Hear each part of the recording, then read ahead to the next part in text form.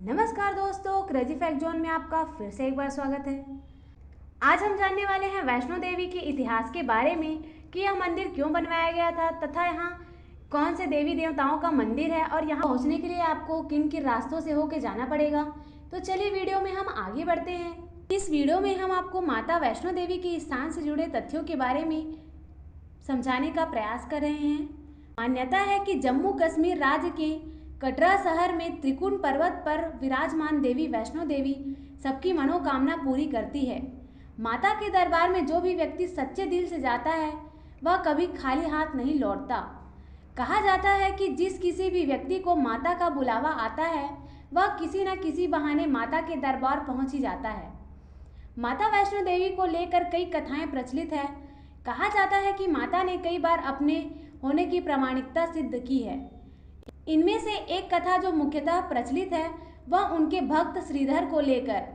कहा जाता है कि एक बार माता के भक्त श्रीधर ने माता के लिए भंडारा रखा जिसमें उन्होंने भैरव तथा उनके शिष्यों को भी आमंत्रित किया, परंतु भैरव व उनके शिष्यों ने भंडारे में मांसाहार खाने का हट किया और श्रीधर के मना करने पर भैरव को क्रोध आ गया।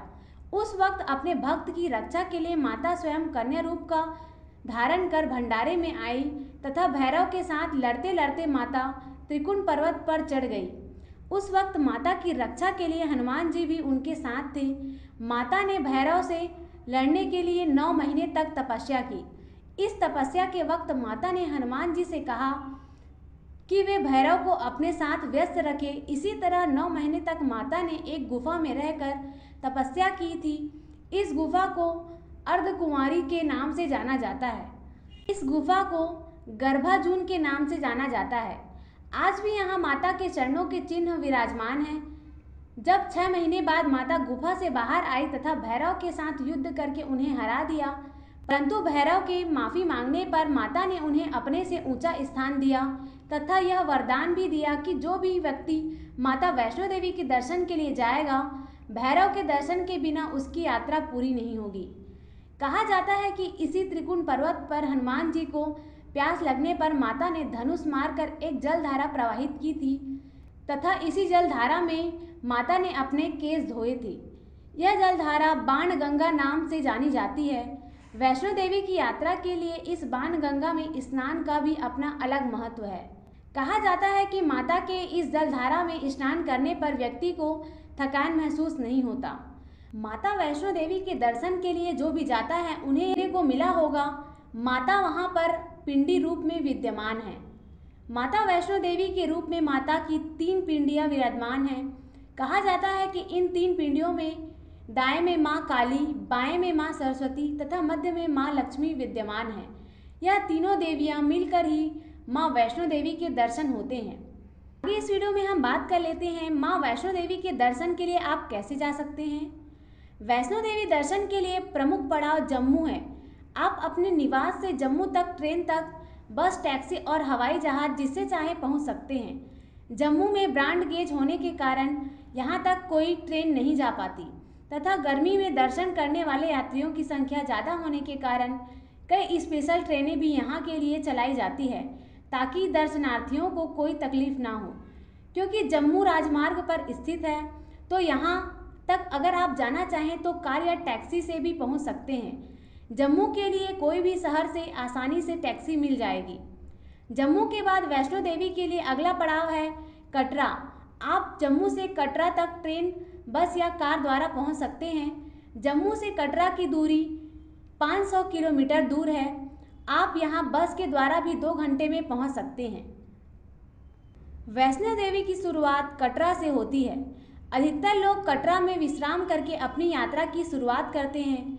माता के दर्शन के लिए यात्री 24 घंटे में कभी भी चढ़ाई स्टार्ट कर सकते हैं। कटरा से ही यात्री अपनी यात्रा की शुरुआत के पहले दर्शन के लिए मुफ्त पर्ची प्राप्त कर सकते हैं, परंतु पर्ची कटवाने के 6 घंटे के अंदर यात्री को प्रथम चेकई पॉइंट पर अपनी एंट्री करानी पड़ती है। यह प्रथम चेकई पॉइंट बाणगंगा पर स्थित है।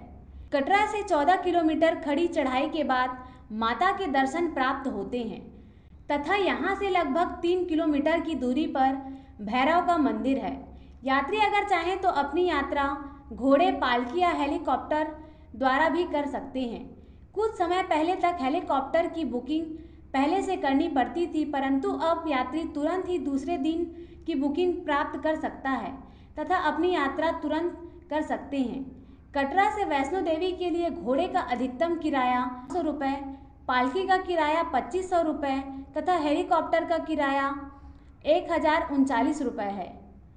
यात्रा के समय यात्री यह ध्यान रखें कि अगर वे अर्धकुंवारी के दर्शन करना चाहते हैं तो उन्हें चढ़ाई करते वक्त ही अर्धकुंवारी पर अपना नंबर लगा लेना चाहिए, ताकि उतरते वक्त अर्धकुंवारी में दर्शन तुरंत ही हो जाए और उन्हें इंतजार ना करना पड़े।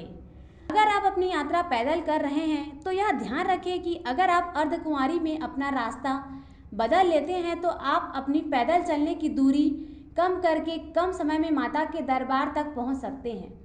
जब आप अपनी चढ़ाई पूरी कर लेते हैं तो आपको लास्ट चेकई काउंटर पर अपनी स्लिप पर सील लगवानी पड़ती है तथा यह सील लगी हुई स्लिप दिखाकर ही आप माता के दर्शन कर सकते हैं। अब बात कर लेते हैं कि कटरा में भक्तों के ठहरने के लिए क्या क्या व्यवस्था है। कटरा में भक्तों के ठहरने के लिए वैष्णो देवी ट्रस्ट की धर्मशालाएं तथा कई होटल हैं। तो ये थी दोस्तों माता वैष्णो देवी से रिलेटेड जानकारियों के बारे में, उनके इतिहास के बारे में तथा माता से रिलेटेड कुछ फैक्ट्स के बारे में। तो यह जानकारी आपको कैसी लगी हमें कमेंट में ज़रूर बताएं, और क्या आप वैष्णो देवी घूम के आ चुके हैं इसे भी हमें कमेंट में ज़रूर बताएं, और आपको कौन से टॉपिक पर वीडियो चाहिए उसे भी आप हमें कमेंट में ज़रूर बताएं। वीडियो देखने के लिए आपका धन्यवाद।